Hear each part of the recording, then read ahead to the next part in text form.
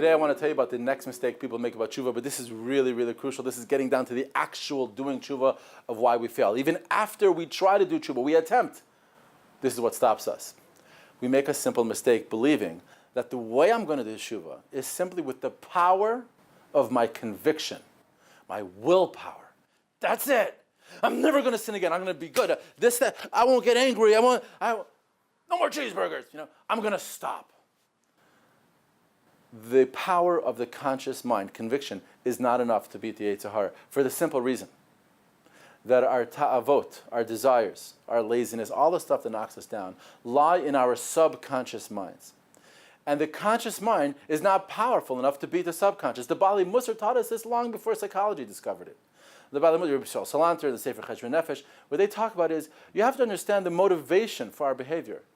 And it's not in our conscious mind, it lies in our subconscious mind. Rabbi Yisrael Salanter gives an example. He says, take the mitzvah of Netilas Yadayim versus the mitzvah of cheating in business. He says everyone does Netilas Yadayim. If you're a religious Jew, you're so used to doing Netilas Yadayim before you eat bread that even if you don't really have the opportunity to do Netilas Yadayim, you can't really do it. Chances are you will ace that one. You're not going to go ahead and eat bread without Netilas Yadayim. But in the business world, do people cheat each other in business? Kind of awkward. But yeah, perhaps they do. Why is that? He says, because one is so ingrained in the subconscious mind, it's easy. I'll tell you a story. There was a guy in yeshiva who had milk, and people were using his milk. He kept it in the fridge. Everyone was taking their milk, from the coffee. And he wrote on it, Geneva, Makbid Gomer, can't touch my milk. Then nothing helped. Everyone was, whatever, you take a little milk, he doesn't mind. He's just writing that stuff for somebody else, One day, he wrote on the milk, Chalav Stam, which means it's not kosher according to the most strict, no one touches milk after that.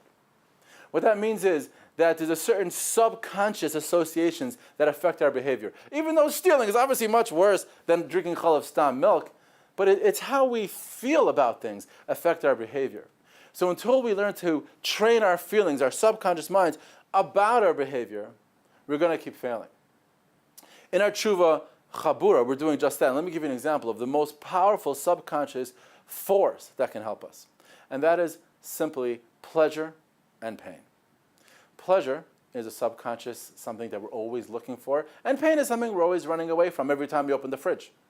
You're looking for something you like to eat, and you're avoiding the things you don't like to eat. Broccoli sprouts, get that out of here. Oh, challah, let me at it, right? So you're looking for what you like. You go to ice cream store, so amazing display of delicious, mouth-watering ice creams. Which one do I want? Well, I want all of them, right? But you got to choose, you end up choosing the one you like, and you stay away from the one that you don't like. If we can utilize that force in doing tshuva, how? It goes like this. What scares us is that averos seem very tempting. Sometimes they're very attractive. They seem like they're going to give us a lot of pleasure.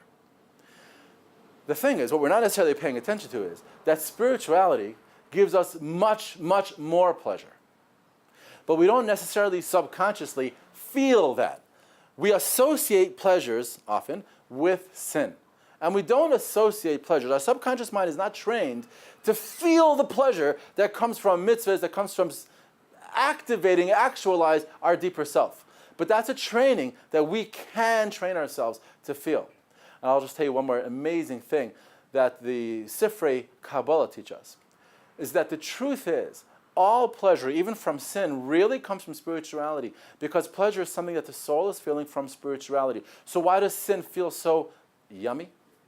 Because actually, mystically, there's a spark of Kedusha that is stuck inside what they call the klipa, the husk of the sin. And when a person performs a sin, behaves in a certain way, what they're enjoying is actually not the sin, but it's the spark of Kedusha, because only Kedusha is enjoyable. The only reason why we enjoy the sin is because our subconscious mind learns to mistakenly associate the pleasure that we're really getting from the spiritual spark with the husk, with the klipa, with the sin itself. So it's actually a mistake. What we could do is something much better, much more enjoyable. We could train ourselves to enjoy the spirituality itself, that spark, but get it in a mitzvah. Get it somewhere where it's complete, where it's unencumbered by any klipas, by any husks, and really, really much more thoroughly, fully, and purely enjoy ourselves. That's the kind of training that can really make doing tshuva easy. So join us in the Spiritual You Tshuva Chabura. What we're going to be doing there is focusing on subconscious part of who we are, learning how to trade that in a way that will be effective in doing tshuva. So send your email to thetorahcenter@gmail.com and join us.